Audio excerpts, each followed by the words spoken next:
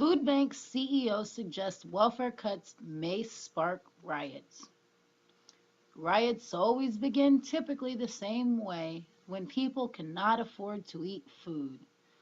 Paul Joseph Watson, InfoWars, October 29, 2013. Pardon me. The CEO of the largest food bank in America has suggested that planned food cuts in food stamp benefits set to take effect on Friday could spark riots. Margaret Purvis, the president and CEO of the food bank for New York City, told Salon.com that the expiration of stimulus funds, which will see the Supplemental Nutrition Assistance Program reduced by $5 billion, will have an immediate impact and represent a recipe for civil unrest.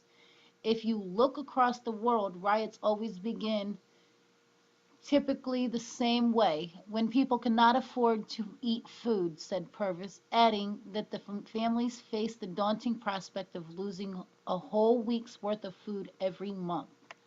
The nationwide cut will take 76 million meals off the table of poverty-stricken New Yorkers alone, equating to about 16 meals a month for a family of three. The Center on Budget and Policy Priorities has labeled the cut to the SNAP program unprecedented in depth and breadth. As we previously highlighted, even the mainstream media is invoking the threat of riots that could ensue as a result of the food stamp cut, with Fox News' Neil Cavuto linking the issue to the Department of Homeland Security's recent $80 million outlay on armed guards to protect government buildings in upstate New York. November 1st could be a very, very iffy kind of day. This could be all hell breaks loose day, warned Cavuto. November 1st.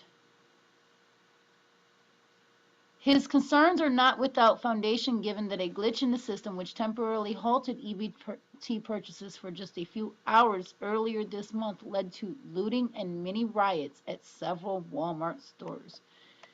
Reacting to the downtime, food stamp recipients warned that if the glitch was to reoccur, it would lead to Rodney King-style riots, a reference to the 1992 LA riots, which resulted in 53 deaths, 2,000 injuries, and over $1 billion in property damage.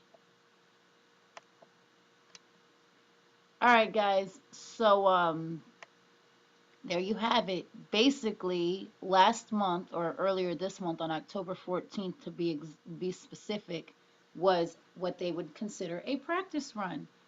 The federal government is prepping to launch massive civil unrest and civil war against the United States.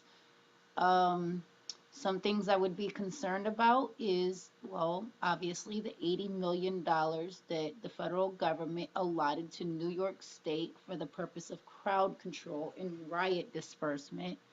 I would also be concerned about the fact that they have done some studies in the past that indicate that in a matter of about 3 weeks' time, human beings would turn into cannibals. Now, I don't know about you, but when this incident took place on October 14th, I called it a practice run, a dry run, because they wanted to find out exactly how people were going to react, and boy, did they. Did you guys get a load of that in Louisiana? That video was crazy on the news. They had people loading their shopping carts. I mean, thousands and thousands of dollars worth of merchandise that they obviously knew was not available to them on their food stamp SNAP benefit cards, but they still managed to get away with it. Thousands of dollars worth of food all the way up until the Walmart employees came back on the PA system and said, okay, guys, your balances are there. Everybody ran out the store. Do you have any idea what we face in the event that there's a food shortage?